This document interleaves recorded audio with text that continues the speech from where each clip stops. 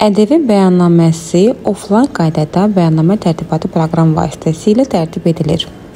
Boş ƏDV bəyannaməsinin doldurulması üçün bizə müəyyən biliklər lazım olacaq, məlumatlar lazım olacaq ki, hansıları biz taxis.gov.az portalından elektron bəyannamə bölməsindən əldə edəcəyik. Kod para şifrə və yaxud asan imza ilə daxil oluruq. Burada məlumat axtar şəxsi məlumat hissəsinə daxil oluruq və bu məlumatlardan istifadə edərək bəyannaməmizi doldururuq. İlk öncədən vergi orqanını düzgün olaraq qeyd edirik. Daha sonra vergi dövrü aydır. Ondan sonra müvafiq ayə seçirik və müvafiq ili qeyd edirik. Daha sonra şəxsi məlumatları biz yeni açdığımız pəncərədən əlavə edəcəyik. VÖ-nü, müəssəm VÖ-nü, daha sonra şəxsi məlumatlardan biz müəssisənin adını kopya edərək bəyannaməyə daha sonra əlavə edirik. Burada mobil nömrəni qeyd edirik. Bizim vergi bəyannaməmizlə bağlı vergi əməkdaşının bizimlə əlaqə saxlamağımız üçün bu lazımdır. Daha sonra şəxsi məlumatlardan müəssisənin fəaliyyətləri haqqında məlumatları görürük. Buradan əsas fəaliyyət kodunu kopya edərək bəyannaməyə əlavə edirik.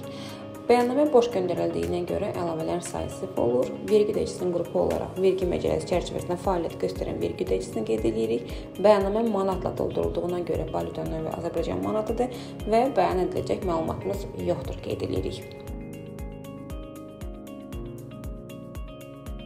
Daha sonra fayl, qeyd et, bəyannaməni qeyd edirik.